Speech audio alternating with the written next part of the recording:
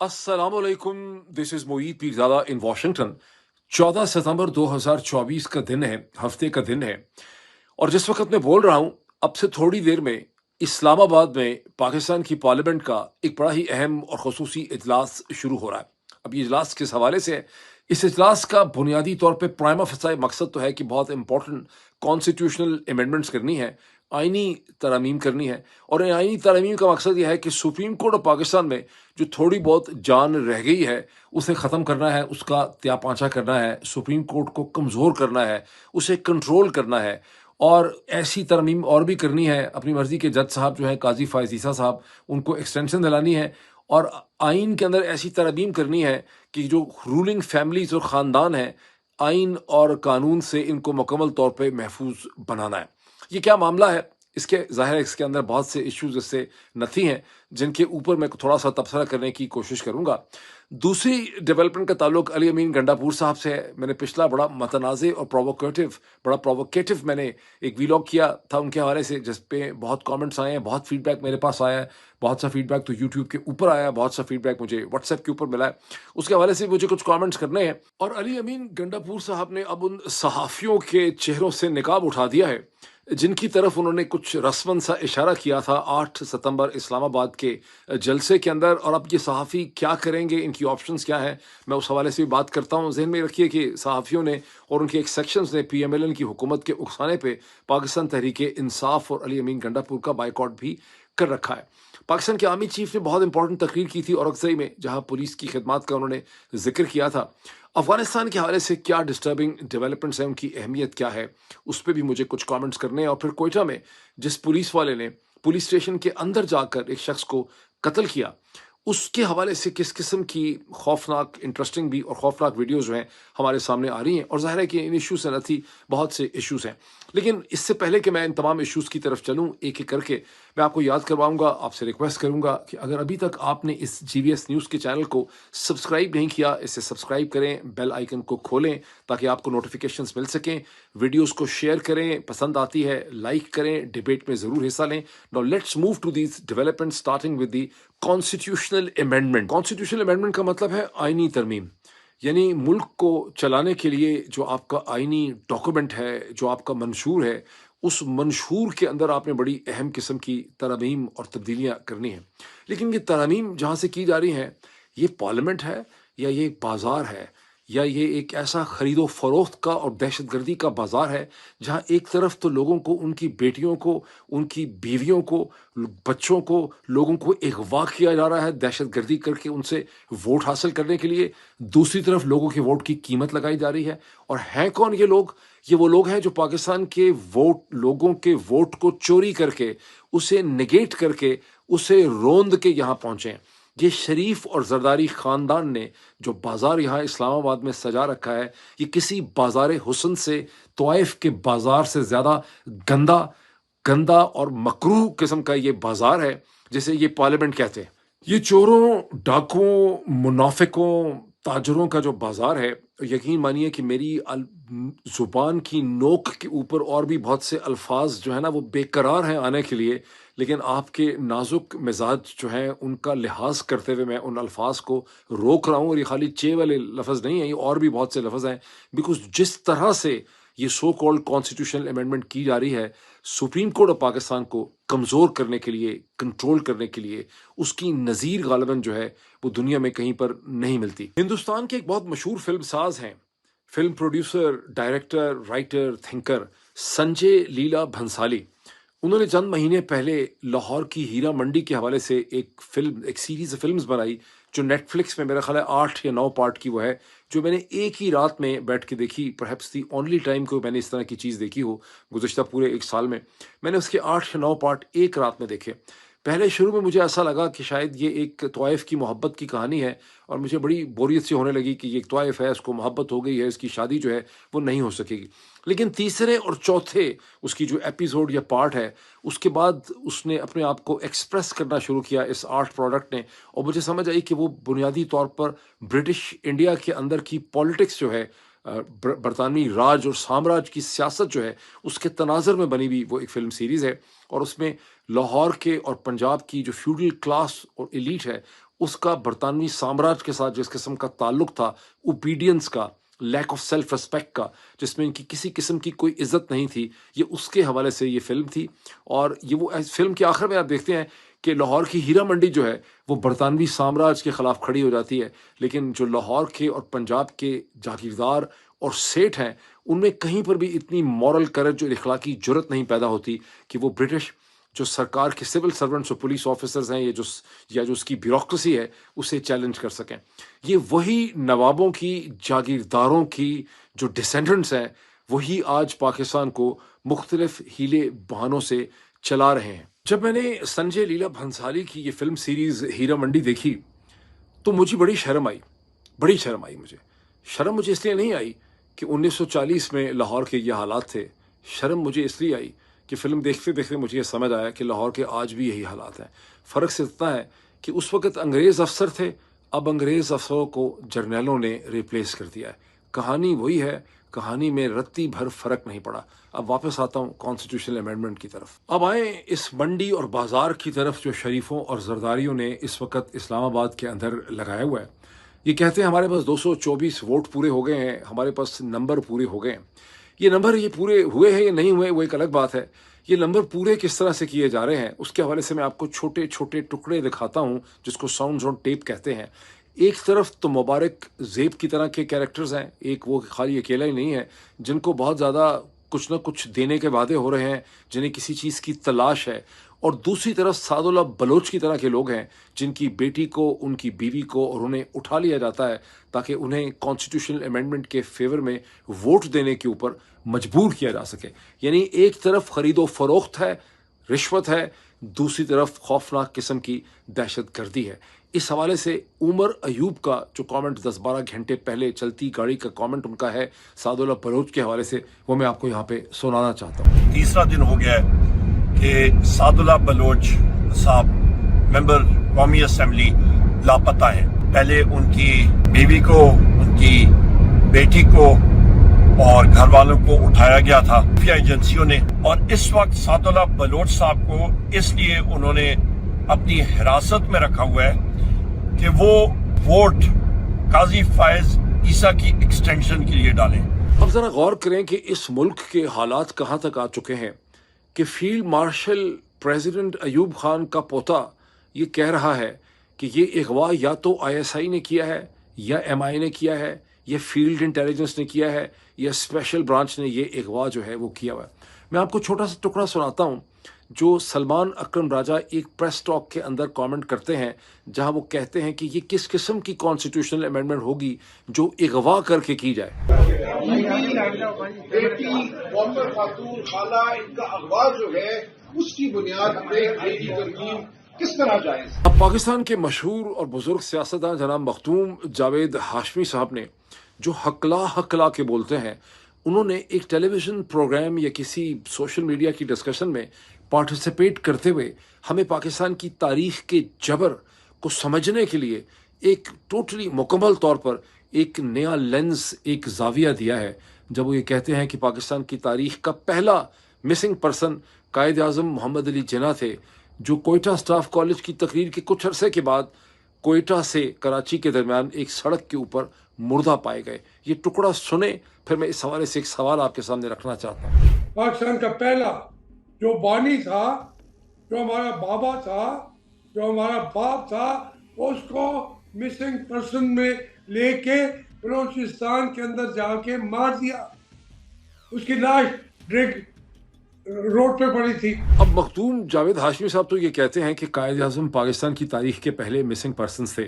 میں آپ کے سامنے یہ سوال رکھتا ہوں بڑا سیریس قسم کا، اپنے آپ سے سوچیں کہ اگر قائد اعظم محمد علی جناح ہائپوتھیٹیکلی اسپیکنگ آج ہوتے تو کس حال میں ہوتے؟ مجھے تو رتی بھر شک نہیں ہے کہ ان حالات کو دیکھ کے جس طرح کی کانسٹیٹیوشنل امینڈمنٹس ہو رہی ہیں، قائد اعظم محمد علی جناح کی طرح کا کانسٹیٹیوشنل ایکسپرٹ جو ہے اس کے اوپر پروٹیسٹ کرتا، اور قائد اعظم محمد علی جناح کے خلاف کوئی مقدمے بنے ہوتے، FIRs ہوتی، وہ گرفتار ہوئے ہوتے، ہو سکتا ہے ان کا ملٹری ٹرائل ہو رہا ہوتا پاکستان سے غداری کے الزام میں، سازش کے الزام میں، اور اگر یہ نہ ہوتا تو یا وہ اڈیالہ جیل میں ہوتے یا پھر انہوں نے برطانیہ امریکہ میں کہیں سیاسی پناہ لی ہوتی، اور وہاں سے وہ کتاب لکھتے کہ میں نے کیا کیا، مولا پروردگار یہ مجھ سے تو نے کیا کرا دیا کہ میں نے شریفوں، زرداریوں اور جرنیلوں کے لیے ایک ملک بنایا، یہ مجھ سے کس قسم کا جرم تو نے مولا پروردگار کروا دیا۔ اب واپس آئیں کانسٹیٹیوشنل امینڈمنٹ کے اوپر۔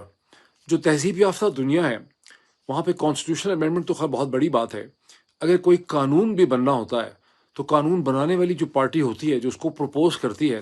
وہ اس کے ڈرافٹ کو میڈیا، تمام سیاست پہ، ویب سائٹس کے اوپر ڈسٹریبیوٹ کرتی ہے تاکہ اس قانون کے اوپر جسے پروپوز کیا جا رہا ہے اس کے اوپر، اس کے ڈرافٹ کے اوپر کئی دن، کئی ہفتوں تک عوام بحث کر سکے، میڈیا کے ٹیلی ویژن پروگرامز کے اندر اس پہ ڈسکشن ہو، اخباروں میں اس کے حوالے سے کالم لکھے جائیں۔ یہاں صورتحال یہ ہے کہ کانسٹیٹیوشنل امینڈمنٹ کرنے چلے ہیں پاکستان کے آئین کے اندر، لیکن میڈیا تو دور کی بات ہے، وہ سیاسی جماعتوں کے ریپرزنٹیٹیو، وہ سینیٹر اور وہ ممبر نیشنل اسمبلی جنہوں نے 3 بجے کے بعد اس کانسٹیٹیوشنل امینڈمنٹ کے اوپر اپیرنٹلی بظاہر بحث کرنی ہے اور اس کے اوپر ووٹ ڈالنا ہے، جن کو کہا جائے گا کہ آپ اس کو پڑھیں اور اس کے اوپر ووٹ ڈالیں، جنہوں نے مائنڈ ایکسرسائز کرنا ہے، کم از کم اب سے چند گھنٹے پہلے تک پی ایم ایل این، پی پی پی، ایم کیو ایم کے کسی بھی ممبر کے پاس اس کا ڈرافٹ نہیں پہنچا تھا۔ اس سے آپ اندازہ لگا لیں کہ جو چیز کی جا رہی ہے یہ کانسٹیٹیوشنل امینڈمنٹ نہیں ہے، یہ کانسٹیٹیوشن کا اور سپریم کورٹ کا ریپ کرنے چلے ہیں، یہ یہاں پر ایک نئی تباہی مچانے چلے ہیں اپنی ذاتی خود غرضی کے اندر۔ یہ اس کا بیک گراؤنڈ ہے۔ مجھے بڑی حیرت ہوئی جب میں دیکھ رہا ہوں کہ پاکستان کے میڈیا میں، ذرائع ابلاغ کے اندر، ایون سوشل میڈیا کے اوپر بہت سے لوگ جو ہیں بڑی سیریسلی اس نمبرز گیم کو ڈسکس کر رہے ہیں کہ 2 بندے اس کے پاس ہیں، مولانا فضل الرحمان کے پاس 4 ہیں یا 5 ہیں یا 6 ہیں، اے این پی کے پاس 2 ہیں، پی ایم ایل این کے پاس اتنے ہیں، پیپلز پارٹی کے پاس اتنے ہیں۔ یہاں یہ معاملہ بالکل بھی نہیں ہے، یہاں ایک ٹوٹلی ڈرامہ ڈھکوسلا ہے، یہ آپ اپنے آپ کو بیوقوف بنا رہے ہیں۔ میں بھی چند لمحوں میں آپ کو بتاتا ہوں کہ جو چیز ہونی ہے اس کی اصل میں حقیقت ہے کیا۔ Why are you basically fooling yourself? Maulana Fazl الرحمان پہ 1-2 کامنٹ کر لوں پھر میں آگے چلتا ہوں۔ 2 دن پہلے تھرسڈے کے دن مولانا فضل الرحمان کی طرف سے باقاعدہ ریٹن لیٹر ایشو کیا گیا ان کے بہاف پہ، ان کے جو 4 سینیٹرز ہیں ان کو کہا گیا کہ کوئی بھی سینیٹر مولانا کی ریٹن پرمیشن کے بغیر کسی بھی امینڈمنٹ، کانسٹیٹیوشنل امینڈمنٹ کے لیے ووٹ نہیں ڈال سکتا، اور تاثر مولانا کی طرف سے دیا گیا کہ مولانا تو کانسٹیٹیوشنل امینڈمنٹ کو on the issue of the supreme court یا کانسٹیٹیوشنل امینڈمنٹ کو بالکل بھی سپورٹ نہیں کرتے۔ اور معصوم خان جو اڈیالہ جیل میں ہے، عمران خان جو اڈیالہ جیل کے اندر ہے، انہوں نے مولانا کا شکریہ بھی ادا کر دیا، اور ان کا جو ٹویٹ تھا ان کے بہت سے 12 نکاتی ایجنڈے کا، اس کے بعد عمران خان کے خلاف ایک ایف آئی آر بھی جو ہے وہ درج ہو چکی ہے، اور بیکار ایف آئی آر ہے بیکاز ٹویٹ تو عمران خان خود نہیں کرتے۔ بہرحال اب مولانا فضل الرحمان جو ہے، میں نے اپنے پچھلے ویلاگ میں یہ کہا تھا کہ مولانا فضل الرحمان چلیں اچھا لگ رہا ہے جو بھی کہہ رہے ہیں، لیکن مولانا کی بات تو ہر 24 گھنٹے کے بعد تبدیل ہوگی۔ وہ جو کہا نا انہوں نے کہ مینو مال دکھا میرا موڈ بنے، جو کہتے ہیں اپنا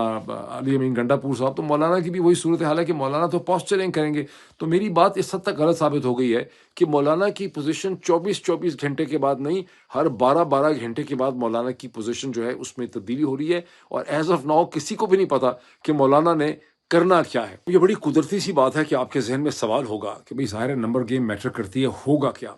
وہ اردو کا جملہ آپ نے سن رکھا ہے نا، محاورہ، وہی ہوگا جو منظور خدا ہوگا۔ پاکستان کے حالات میں، ہمارے حالات میں بدقسمتی سے لگتا ہے خدا کوئی بہت زیادہ انٹرسٹڈ نہیں ہے، اس نے حالات ہمارے اوپر ہی چھوڑے ہیں، لوگوں کے اوپر چھوڑے ہوئے ہیں۔ تو یہاں وہی ہوگا جو آرمی چیف چاہتا ہوگا۔ تو اگر تو آرمی چیف اور اس کی چھوٹی سی جو ٹیم ہے 2-2.5 لوگوں کی، وہ اس نتیجے پہ پہنچے ہیں کہ قاضی فائز عیسیٰ صاحب کے سے ہم نے جو مقاصد حاصل کرنے تھے وہ ہم نے حاصل کر لیے ہیں۔ قاضی فائز عیسیٰ صاحب جو ہیں وہ بہت گندے ہو چکے ہیں، وہ اب ایک لائبلٹی ہمارے لیے ہیں، اور منصور علی شاہ صاحب کے ساتھ ہم کام کر سکتے ہیں۔ تو پھر منصور علی شاہ، اور وہ بھی خاص ہمیں فرق نہیں پڑے گا، تو پھر تو قاضی فائز عیسیٰ صاحب کو ایکسٹینشن نہیں مل سکے گی، اور یہ ساری کی ساری چیزیں ہوا میں رہ جائیں گی۔ اگر آرمی چیف اور ان کے 2-2.5 جو ایڈوائزرز ہیں وہ اس نتیجے پہ پہنچے ہیں کہ ہم قاضی فائز عیسیٰ کی ہمیں ضرورت ہے اور ہمیں منصور علی شاہ کے ساتھ ہمارا گزارا نہیں ہو سکتا، تو پھر کانسٹیٹیوشن امینڈمنٹ بھی اسی شکل میں ہو جائے گی۔ باقی ساری نمبرز گیم ہوا کی چیز ہے، یہ درمیان میں ہی رہ جائے گی۔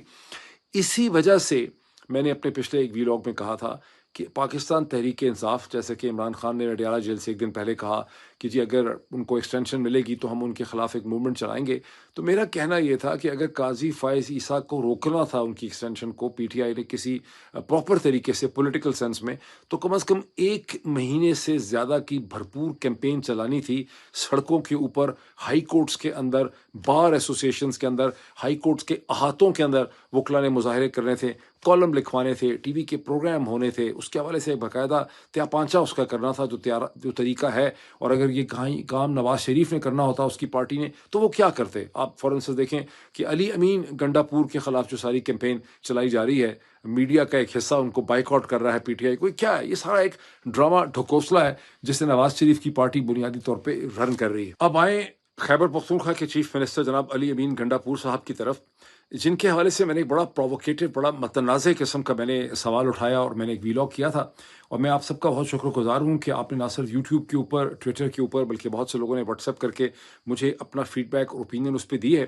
اور میرا بنیادی مقصد یہ تھا کہ علی امین گنڈا پور، جیسا کہ میں نے اس ویلاگ میں کہا تھا، ایک بہت ہی سمجھدار، چالاک، انٹیلیجنٹ اور زیرک سیاستدان ہیں، اور اب صرف میرا مقصد کہنے کا یہ تھا کہ چونکہ وہ ایک اسٹیبلشمنٹ اور پاکستان تحریک انصاف یعنی عمران خان کی جماعت، خیبر پختونخوا کے لوگوں کی اور پاکستان کے لوگوں اور پاکستان کی جو طاقتور سو کالڈ اسٹیبلشمنٹ ہے، اس کے درمیان ایک برج کا وہ رول پلے کر رہے ہیں۔ اس ویلاگ میں بھی میں نے کہا تھا کہ ان کے رابطے ہر ہفتے ہونے چاہیے۔ میں تو ویلکم کرتا ہوں کہ 8-8 گھنٹے کی ان کی ملاقاتیں جو ہیں وہ پاکستان کی انٹیلیجنس کے ساتھ، جی ایچ کیو کے لوگوں کے ساتھ ہوں، لیکن انہیں وہاں پر پاکستان تحریک انصاف کا، خیبر پختونخوا کے لوگوں کا پوائنٹ آف ویو جو ہے وہ سامنے رکھنا ہے۔ اور میرا مقصد کہنے کا یہ تھا کہ بہت سی چیزیں ایسی ہوئی ہیں 8 ستمبر سے پہلے سے شروع ہوئی ہیں، کچھ ایسی غیر معمولی کانفیڈنس کا بھی وہ مظاہرہ کر رہے ہیں جس کے لیے لگتا ہے کہ ان کے پاس ایک سپیس ہے۔ اور میرا جو گول ہے وہ یہ ہے کہ خیبر پختونخوا کی جو سیاستدان ہیں، جو لوگ ہیں پی ٹی آئی کے، جو اویئر سٹیزنری ہے، ان کی نظر ہونی چاہیے علی امین گنڈا پور کی ایکشنز، ان کی موومنٹس کے اوپر، ان کی پوسچرنگ کے اوپر۔ اور علی امین گنڈا پور کو بھی پتہ ہونا چاہیے کہ ہم تمام لوگوں نے علی امین گنڈا پور کے اوپر بڑی ایک گہری اور ایک خاص قسم کی نظر ہم نے رکھی ہوئی، ہم پرکھ رہے ہیں کہ وہ کیا کر رہے ہیں اور وہ کیا حاصل کر رہے ہیں۔ ہیونگ سیڈ دس، علی امین گنڈا پور نے بڑی انٹرسٹنگ ایک بات کر دی ہے۔ جب وہ انفارمیشن اور ٹیکنالوجی بورڈ سے بات کر رہے تھے اب سے کوئی تقریباً 14, 15, 16 گھنٹے پہلے، تو وہاں انہوں نے کہا کہ مجھے بائیک آؤٹ میرا انہوں نے کیا ہوا ہے۔ میں نے تو کہا تھا کہ میڈیا کا یا صحافیوں کا ایک سیکشن کی طرف میں نے اشارہ کیا تھا، لیکن اب یہ لوگ کہتے ہیں کہ نام بتا دو، تو چلے میں نام بتا دیتا ہوں۔ اور میں اچھا، یہ ضروری نہیں ہے کہ وہ انہی کا سوچ رہے ہوں، ہو سکتا ہے پتہ نہیں کس کس کا وہ اس وقت سوچ رہے ہوں، لیکن میرا خیال ہے خاصے صلاح مشورے کے بعد اور خاصی انہوں نے کیئرفل لیگل ڈسکشن کرنے کے بعد نام لیے ہیں۔ انہوں نے کہا 3 تو ان میں سے وہ ہیں جنہوں نے، جب ہمارے لوگ اغوا ہوئے تھے، جن کا ہم تک رابطہ نہیں تھا، اور جب ان کو ٹیلی ویژن پروگرامز میں انٹرویوز کے لیے لایا گیا، نام انہوں نے نہیں لیے، لیکن اشارہ بڑا کلیئر تھا کہ وہ بات کر رہے تھے کامران شاہد صاحب کی، وہ بات کر رہے تھے منیب فاروق صاحب کی، وہ بات کر رہے تھے عادل شاہزیب کی، بیکاز یہ وہ 3 جرنلسٹ ہیں جن کے سامنے تحریک انصاف کے جن لوگوں کو اغوا کیا گیا تھا، تشدد کی حالت میں ان کو لایا گیا، ان سے انٹرویو کروائے تھے۔ یہ اپنے آپ کو کیا ڈیفینڈ کر پائیں گے؟ اچھا، بہرحال۔ اور پھر انہوں نے کہا کہ میں نے دیکھا ہے کہ غریدہ فاروقی صاحبہ جو ہیں وہ ایک ٹی وی پروگرام میں پوچھتی تھی کہ نام نہیں لیے کسی پی ٹی آئی والے سے، تو میں بتاتا ہوں کہ غریدہ فاروقی آپ کا بھی اس میں نام ہے۔ اب بہت سے لوگوں کا خیال ہے، میں نے سنا کسی کو کہہ رہے ہیں غریدہ فاروقی اس میں بہت لیگل ایکشن کریں گی، وہ ڈیفینیٹلی نوٹس وغیرہ دینے کی کوشش کریں گی، لیکن غریدہ فاروقی صاحبہ کا کیس بدقسمتی سے اور باقی تینوں کا بھی بڑا کمزور ہے۔ مجھے ایسا لگتا ہے کہ علی امین گنڈا پور نے تو ایک بڑے منجے ہوئے کرکٹر کی حیثیت سے، میں بہت کوئی شوقین نہیں کرکٹ کا، لیکن جتنی تھوڑی میں نے دیکھی ہے کہ کئی دفعہ بیٹسمین جو ہے وہ ادھر ادھر دیکھتا ہے کہ سپیس کہاں ہے، اور وہ جگہ دیکھ کے بڑی آسانی سے ایک چوکا مارتا ہے۔ تو یہ علی امین گنڈا پور نے سپیس دیکھ کے چوکا مارا ہے، بیکاز 3 تو وہ ہیں جنہوں نے جرم کیا ہے بائی آل مینز، جس کی کوئی ایکسپلینیشن نہیں ہے، اور وہ کیا کس منہ سے جائیں گے کسی عدالت میں کہ ہماری کوئی عزت تو ہماری بےزتی ہو گئی ہے۔ اور غریدہ فاروقی صاحبہ جو ہیں وہ ان 3 لوگوں میں شامل ہیں۔ غریدہ فاروقی کے ساتھ وہ جو ہیں حسن ایوب، اور وہ تیسرے میرا خیال ہے عمر سولنگی، جنہوں نے ایک وچ ہنٹ کیمپین رن کی گزشتہ کئی دنوں اور ہفتوں سے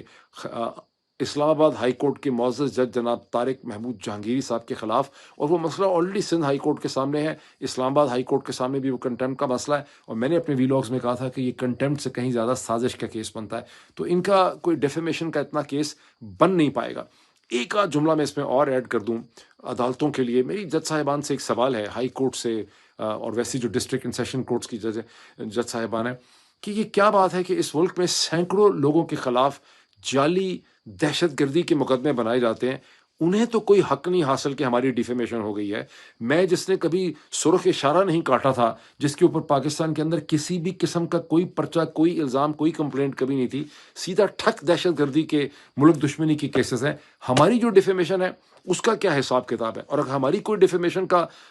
چارہ جوئی نہیں ہے، اگر ہمارے پاس کوئی ریلیف نہیں ہے، تو پھر غریدہ فاروقی کے اور باقی جرنلسٹ کے پاس بھی کوئی ریلیف نہیں ہونی چاہیے۔ مجھے تو ایسا لگتا ہے کہ پاکستان کے اندر اب کسی کی بھی کوئی عزت نہیں ہے، اور عدالتوں کو یہ ڈیفیمیشن کے کیسز کو ویسے ہی فارغ کر دینا چاہیے، ان کو کہنا چاہیے ویلڈ ہی نہیں کیسز ہمارے لیے۔ آپ میں سے اکثر لوگ ویسے یہ دیکھ چکے ہوں گے علی امین گنڈا پور کی تقریر کا چھوٹا سا حصہ، لیکن جس نے نہیں دیکھا، میں آپ کے لیے اس کا ایک چھوٹا سا ایبرج حصہ یہاں پہ پلیس بھی کر رہا ہوں۔ پہلے تو وہ لوگ، وہ صحافی جب پاکستان کے اندر پاکستان کی عوام کے جنرل مسئلے ہیں، پاکستان کے جو آئین کے ساتھ کوئی مسئلہ ہوتا ہے، پاکستان کے قانون کی کوئی خلاف ورزی کرتا ہے، پاکستان میں کوئی کرپشن کر کے پاکستان کی عوام، پاکستان کے خزانے کو نقصان پہنچاتا ہے، تو اس پہ اگر بات نہیں کرتا تو وہ صحافت صحیح نہیں کر رہا۔ اسی طرح اب وہ صحافی کہ ہمارے اغوا لوگوں کو جو ہمیں نہیں مل رہے تھے اور بلا کے ان کے انٹرویو کیے، تو وہ جو 3-4 ہیں، نام ان کے پتہ ہیں، آپ کو اپنے پروگرام دیکھے ہوئے ہیں، آپ بالکل وہی ہیں جن کے بارے میں میں نے کہا تھا اس دن۔ تو غریدہ فاروقی ہماری کسی پارٹی کی کسی بندے سے پوچھ رہی تھی کہ آپ نام بتائیں، غریدہ فاروقی تم ہو، میں تمہارا نام لے رہا ہوں۔ آپ کو بڑا شور تھا، وہ شور مچا رہی تھی، آپ بھی انہی میں آتی ہیں۔ تھوڑا سا ڈومیسٹک پالیٹکس سے ہٹ کے اگر ہم ایک جیو اسٹریٹجک ایشو کی طرف آئیں،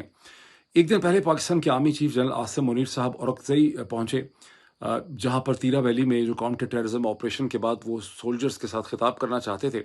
وہاں اپنی تقریر کے اندر، جس کا کہ پورا متن جو ہے وہ ISPR نے ایشو کیا ہے، انٹر سروسز پبلک ریلیشنز میں، انہوں نے خیبر پختونخوا کی پولیس اور لا انفورسمنٹ ایجنسیز کا شکریہ بھی ادا کیا، ان کی خدمات کا انہوں نے ذکر بھی کیا، اور انہوں نے کہا کہ پاکستان کی فوج جو ہے وہ بارڈر کے ڈسٹرکٹس میں، اور جو مرج ڈسٹرکٹس ہیں فاٹا کے KP کے ساتھ، وہاں پہ ہر ممکن لا انفورسمنٹ ایجنسیز پولیس جو ہے اس کو سپورٹ کرے گی۔ صورتحال یہ ہے کہ پاکستان کی فوج اتنی اسٹریچ ہو چکی ہے، جیسے کہ میں نے پچھلے ویلاگ میں آپ کو بتایا تھا کہ کوئی ان کے پاس خاص کیپیسٹی اب ہے بھی نہیں پولیس کی بہت زیادہ مدد کرنے کے لیے۔ اب آج کے دن میں اس کو مزید تھوڑا سا ایکسپلین آپ کو کرتا ہوں۔ آج کے دن میں پاکستان کے تمام اخباروں میں ایک خبر چھپی ہے گزشتہ 12-14 گھنٹوں میں، کہ کیسے ایمبیسڈر آصف دورانی صاحب، جو اسپیشل ریپ تھے پاکستان کے FPAC کے افغانستان کے ساتھ ڈیل کرنے کے لیے، اور یہ وہ آفس ہے جو 2020 میں اس وقت کریٹ کیا گیا تھا جب افغان طالبان اور امریکہ کے درمیان میں دوحہ ایکارڈ ہو گیا تھا، اور اس کی اب امپلیمنٹیشن تھی۔ اور اس میں پہلے محمد صادق تھے ایمبیسڈر، جن کی افغانستان کے اندر بڑی ریسپیکٹ بھی تھی، ان کی بڑی ایکسیس بھی تھی،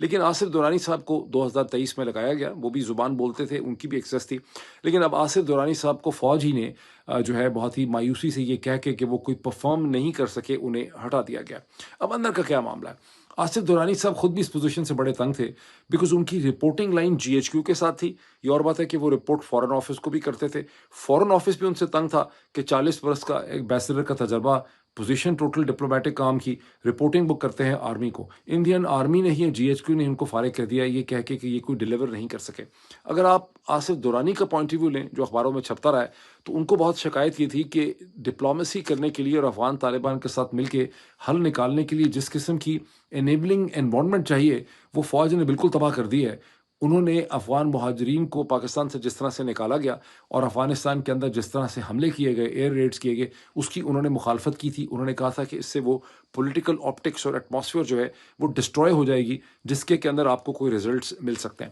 میں یہاں پہ چند جملے کہہ کے بات ختم کر دیتا ہوں۔ پاکستان کی GHQ نے جو راستہ اختیار کیا ہے TTP سے لڑنے کا، انلیس کہ وہ چاہتے ہیں کہ صرف ایک لڑائی کا اسپیکٹر رکھا جائے، اس کا حل نکل ہی نہیں سکتا افغان طالبان کی کوآپریشن کے بغیر۔ جب تک افغان طالبان کی کوآپریشن ہوگی اور ان کے ساتھ ایک سسٹین ڈائلاگ ہوگا، پھر TTP کے مسئلے کا حل نکلے گا۔ اور افغان طالبان جو ہیں وہ ہمارے ایئر ریڈ سے بالکل بھی بہت زیادہ ڈرنے والے یا متاثر ہونے والے نہیں ہیں۔ 20 سال اگر انہوں نے امریکہ کی عسکری طاقت کا مقابلہ کیا ہے اور سرنڈر نہیں کیا اور اس کو انہوں نے برداشت کر لیا ہے، تو ہمارے پاس کتنی ہی ایک عسکری طاقت ہے کہ ہم افغان طالبان کو سیدھا کر سکیں۔ یہ میرا ایک لاسٹ پوائنٹ ہے، پھر ان ایشوز پہ مزید بھی بات ہوگی، ابھی اتنا ہی۔